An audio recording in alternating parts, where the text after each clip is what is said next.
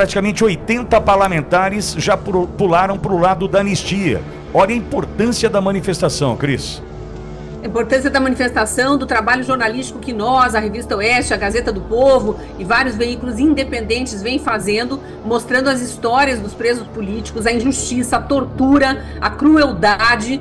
E o que eu tenho dito, falei ontem também, acho que falei até no ar ali na transmissão, não lembro se falei no ar, mas com certeza comentei com várias das pessoas com quem eu conversei, que é uma opinião minha, é uma analogia que eu tenho feito.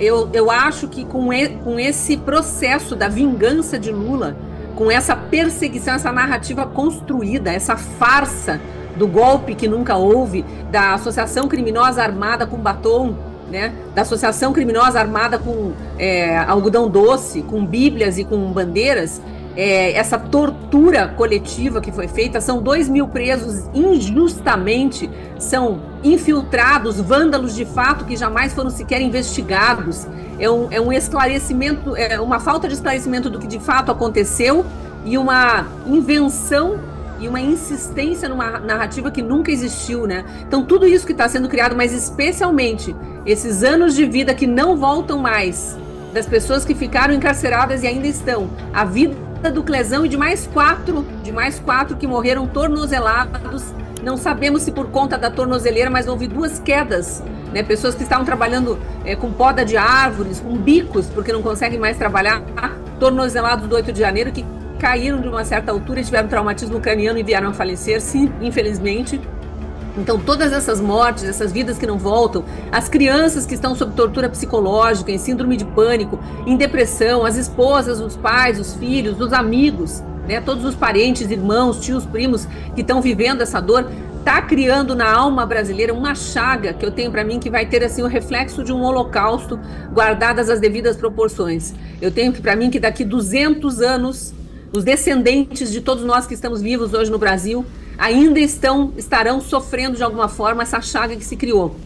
E eu não falo isso para fazer drama nem nada, é só para a gente entender a gravidade do que está em jogo aqui no Brasil. Então, pouco importa, Pitoli, se foram os 18.000 da USP, que é um número, uma análise que a gente sabe muito tendenciosa,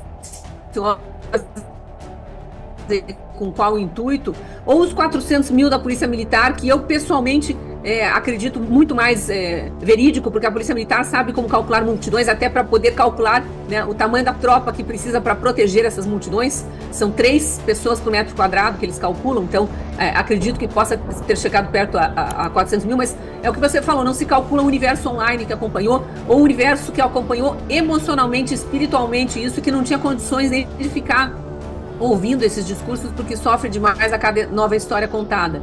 Então, o importante mesmo é isso que você trouxe agora, esse número muito menor, mas que é gigantesco, que é a mudança no placar do mapa da anistia. Temos 219 ainda para convencer. Quantos neutros estão aí? João, para mim, por gentileza, 202, né? São os neutros agora? 219 neutros. 219, Cris, exatamente, você estava correto. 219 neutros precisam ser convencidos. Ontem eu fiquei ali analisando os 513 nomes para saber quem votava como. Aqueles 90 do PT, do PSOL, né, do PCdoB, esses extremistas de esquerda que só se preocupam com bandido e que estão sempre atacando a polícia, atacando o patriota, atacando o bolsonarista, que seja quem quer que esteja do lado contrário, simplesmente por pensar diferente e não por ser criminoso ou não, e que passa a mão na cabeça de bandido apenas e tão somente por ser lulista, pouco importa se é bandido ou não, esses não vão mudar o voto. As Tabatas Amaral, né, esses petistas radicais, eles não vão mudar de voto. O importante é que os eleitores desses, e que estão vendo o preço da picanha lá nas alturas, o preço do ovo, da laranja, do arroz com feijão, né, a taxação do Pix, todas as barbaridades que esse governo está fazendo, a interrupção do fornecimento de água para o Nordeste, né, os impostos que só sobem, que esses todos que votaram com o PT olhem agora como os petistas estão se posicionando em relação à vida de pessoas inocentes que estão sendo condenadas por crimes que não cometeram. E quem sabe a gente consegue trazer um eleitorado para junto de nós, né, já que esses supostos representantes do eleitorado de esquerda não estão tendo um mínimo de humanidade e empatia que eles gostam tanto de cobrar dos outros, né? Agora, Cris, isso mostra a importância da sequência do nosso apelo, do nosso convite à população, a quem nos ouve, e entendo que de uma maneira mais fácil, logisticamente falando, a encher São Paulo em 6 de abril, porque a gente está falando aí de uma megalópole com 21 milhões de habitantes na São Paulo e Grande São Paulo, a gente está falando de Baixada Santista, de Vale do Paraíba, região de Campinas, a gente está falando de cidades um pouco mais longe, como a própria Bauru, Ribeirão, Sorocaba ali ainda do lado, enfim, mas uma possibilidade desse número ser multiplicado existe com São Paulo marcado já para o dia 6, né, Cris? Exato, eu acho que a gente precisa concentrar esforços. São Paulo é tão centralizado quanto o Rio de Janeiro em termos de geografia, né, de mapa geográfico do Brasil, mas também a gente saber que ainda assim é muito longe de inúmeros estados brasileiros. Nós somos 27 unidades federativas, né? Então, eu imagino assim que o pessoal do Distrito Federal, que está distante, ainda consegue ir para o Rio ou para São Paulo. BH, a mesma coisa, interior de Minas, né? Espírito Santo, o pessoal aqui do Sul, a gente ainda consegue viajar para Rio ou para São Paulo para engrossar a manifestação em locais que expressivamente mandam recados para Brasília. Mas eu não sou contra, e eu já vinha dizendo isso, fui muito atacada pela direita, que agora resolve dividir os apoiadores do presidente Bolsonaro em 2 grupos e ficam taxando alguns de intergalácticos, seja lá o que eles querem dizer com isso, pouco importa, né? Mas eu sempre fui contra impedir as pessoas de irem para as ruas nas suas cidades. Eu acho que quem não tem condição de deslocamento demonstra a sua insatisfação aonde está, nem que seja no quintal de casa, né, no jardim de casa, estendendo um pequeno cartaz na frente da sua casa para passar o seu recado para as pessoas que andam na rua.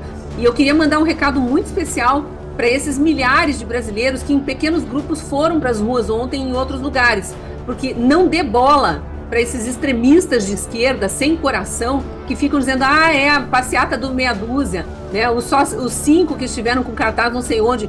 Vocês são resilientes, vocês mandaram um recado. Pense só, se foram 5 para a rua, a vergonha que é para todos os outros da cidade que não foram para a rua, não se esforçaram para ir para a rua da sua cidade, num dia de folga, para dizer para este governo que a gente não aceita um governo que tem como pauta a vingança. Nós somos um país cristão, não aceitamos esse tipo de coordenada para um governo, muito menos um governo que está dando muito errado. Um governo que está mal das pernas desde o início e agora mais do que nunca nos 2 anos e pouco aí que a gente está sob essa gestão. Então, é preciso a gente conscientizar pessoas.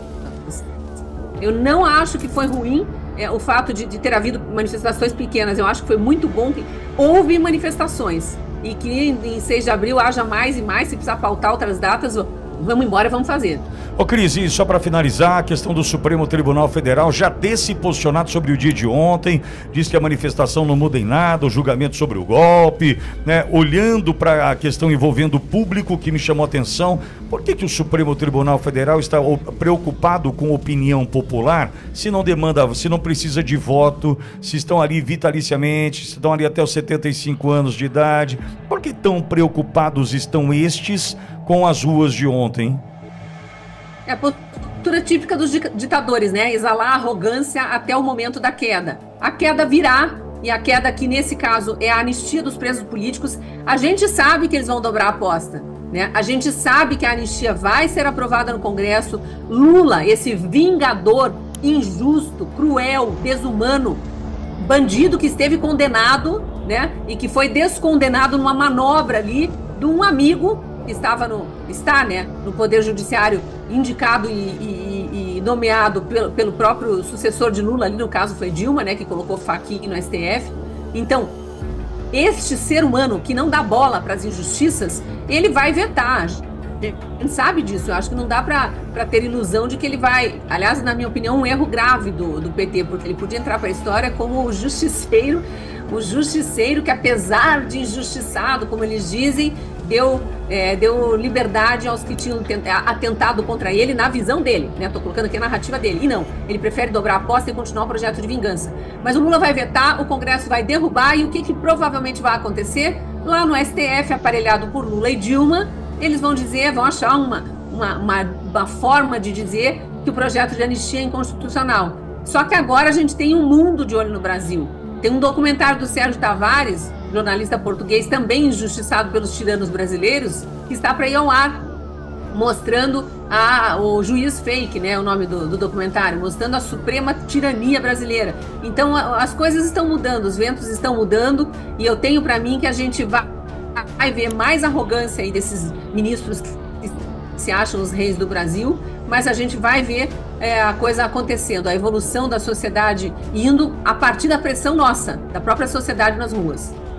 Cris, obrigado mais uma vez. Uma semana especial para você. Repito, foi muito bom tê-la conosco ontem, Cris.